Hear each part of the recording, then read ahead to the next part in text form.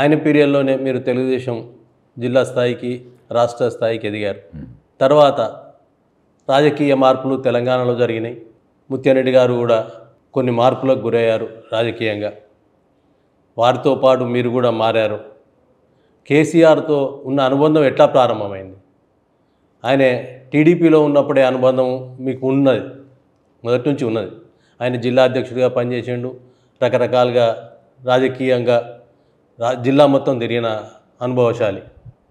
వారితో ఎలాంటి అనుబంధం, ఏ దశలో మీరు చేరారు, పార్టీ మారారు?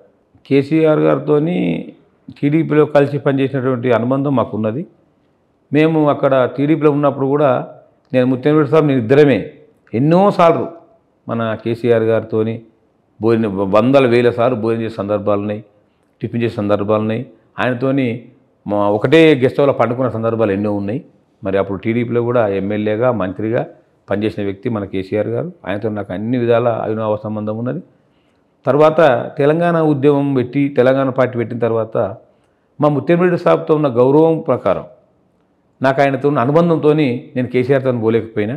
ఆ తర్వాత మరి ఇలా టీడీపీ కాలమారుతున్నటువంటి సమయంలో మరి కేసీఆర్ గారు ముఖ్యమంత్రి అయిన తర్వాత మరి ఇక విధిలేని పరిస్థితుల్లో మరి మారాలి మన పార్టీ, మన కేసీఆర్ అయితే మనకు పాత పరిచయమే కదా అని చెప్పి కేసీఆర్ దగ్గరికి పోయి నేను పార్టీ మారిన. మరి కేసీఆర్ అయితే నన్ను హక్కున తెలుసుకున్నాడు. చాలా పార్టీ మారినాక నాకు చాలా సముచితమైన గౌరవం ఇచ్చిండు. మరి రాష్ట్ర కార్యదర్శిగా, మరి కామారెడ్డి జిల్లా ఇన్ఛార్జిగా నాకు అవకాశం ఇచ్చిండు. మరి ఎస్సీ ఎస్టీ కమిషన్ చైర్మన్గా కూడా నాకు నిజంగా చెప్పాలంటే కేసీఆర్ గారు నాకు ఎమ్మెల్యేనే అవకాశం ఇస్తానని చెప్పిండు. నాకు కొన్ని పాపం ఆయన నాకు ఇస్తాను కానీ ప్రేమ ఉన్నది. కేసీఆర్కి అయితే ప్రేమలోకి ఎప్పుడు లేదు. జైరాబాద్ పోతారు అనుకున్నారు రకరకాలుగా. నాకు జైరాబాద్ ఆందోళన ఇస్తా తీసుకున్నాడు, కానీ నాకు పరిస్థితి కలిసి రాలే. అదేమైందంటే అక్కడ ఆందోళన పరిస్థితులను బట్టి నాకు గ్యాస్ ఏజెన్సీ ఉన్నది, అక్కడ బాగా నాకు 40,000 కనెక్షన్లు ఉన్నాయి, అక్కడనే ఇస్తా పని చేసుకోమని కూడా కేసీఆర్ చెప్పిండ్రు. కానీ లోకల్ పరిస్థితుల వల్ల ఇప్పుడు లోకల్ క్యాన్ని పెట్టి ఓడగొట్టాలి దామోదర్ అనే పరిస్థితిలో నా పేరు మిస్ అయిపోయింది అక్కడ. మరి కేసీఆర్ కూడా అది నాకు ఎమ్మెల్యే ఇస్తాను ఇవ్వలేదని చెప్పి నాకు ఎస్సీ ఎస్టీ కమిషన్ చైర్మన్గా వారు సౌరదేవులు వారే పిలిపించి మన హరీష్ రావు గారు మంత్రి గారి ద్వారా అప్పుడు మంత్రి గారి ద్వారా పిలిపించి మన ఎస్సీ ఎస్టీ కమిషన్ చైర్మన్ ఎక్కడికి ఇస్తున్నాను చెప్తే నేనే ఆశ్చర్యపోయినా. నాకు ఇస్తాడు అని నేను అనుకోలే. ఇక నాకు ఏదైనా మళ్ళీ అవకాశం ఇస్తారేమో ఇంకా ఎమ్మెల్యే కానీ అనుకున్నా. కానీ మరి కేసీఆర్ గారు పిలిచి నాకు ఎస్సీ ఎస్టీ కమిషన్ చైర్మన్ అవకాశం ఇచ్చిండ్రు. మరి ఆయన పేరును కూడా నిలబెట్టాలని చెప్పి మరి జిల్లాలో అన్నీ కూడా తిరుక్కుంటూ ఎస్సీ ఎస్టీ సమస్య నిరంతరంగా మేము పోరాటం చేస్తూ ఉన్నాం. మరి హరీష్ రావు కానీ మా కేసీఆర్ని కానీ మా ఎమ్మెల్యే ఇప్పుడు ప్రభాకర్ రెడ్డి గారిని కానీ జీవితంలో నేను మర్చిపోను. ఎందుకంటే వాళ్ళు రాజకీయంగా నాకు ఎంతో ఉన్నతమైన పిచ్చుట్లో వీరి పాత్ర ప్రధానంగా ఉన్నది కనుక వారి జీవితాంతం మనం రుణపడి ఉంటాయని చెప్పి కూడా ఈ సందర్భంగా తెలియజేస్తూ ఉన్నాం. రాజకీయ పరంగా కూడా మీరు ఆశించిన స్థాయికి ఎదగకుండా మంచి స్థాయిలో ఉన్నారు.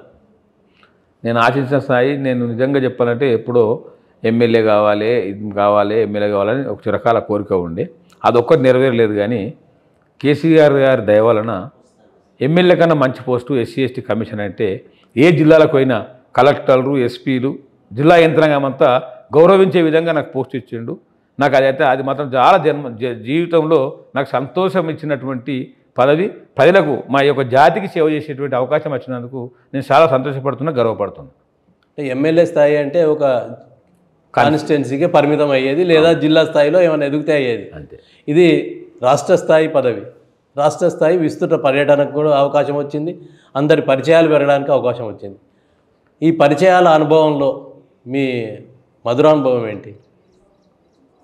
నేను 33 జిల్లాల ఎస్పీలతో కానీ కలెక్టర్లతో కానీ మాట్లాడినప్పుడు వాళ్ళ పరిచయాలు పెరిగినప్పుడు మరి సెక్రటేరియట్ల సీనియర్ ఐఏఎస్ ఆఫీసర్ అంతా కూడా నాకు బాగా పరిచయాలు అవుతున్నప్పుడు మన ఎస్సీ ఎస్టీ సమస్యలు కానీ నా దోస్తులు ఇంకోళ్ళ మిత్రులకైనా పని పడితే కానీ డైరెక్ట్ ఐఏఎస్ ఆఫీసర్లకు ఫోన్ చేసి పని చేసి పెట్టమంటే ఎస్సీ ఎస్టీ కమిషన్ చైర్మన్ చెప్పిన గౌరవంగా ఎంతోమంది నేను పనిచేసిన సంతృప్తి మాత్రం ఇస్తుంది. న్యాయం చేస్తున్నారు, 100% న్యాయం చేస్తున్నాను. నా మిత్రులకు, నా శ్రేయభిలాషులకు అందరికీ నేను 35-40 ఏళ్ళ కోసం కంటూ రాజకీయాలు ఎంతోమందికి సంబంధాలు ఉన్నాయి.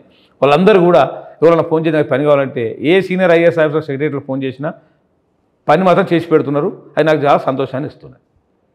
ఇదండి బక్కి వెంకటయ్య గారి జీవితానుభవాలు, ఎస్సీ ఎస్టీ కమిషన్గా చైర్మన్గా చేస్తున్న ప్రయోగాలు అనొచ్చు, లేదా సత్ఫలితాలు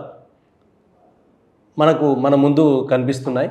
వారు మరింత అభివృద్ధి చెందాలని, మరింత రాజకీయ పరంగా అయినా కాకున్నా కానీ ఒక న్యాయం చేయగలిగే పరిస్థితి, అంటే తాను పుట్టిన కులంలో ఎస్సీ ఎస్టీ కులాలకు న్యాయం చేసే పరిస్థితి, వారికి అనుకూల పరిస్థితులు రావడం చాలా ముదాహం.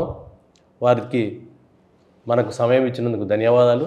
త్వరలో మీ ముందుకు మరో ప్రముఖంతో రానున్నాం. Real talk with AK.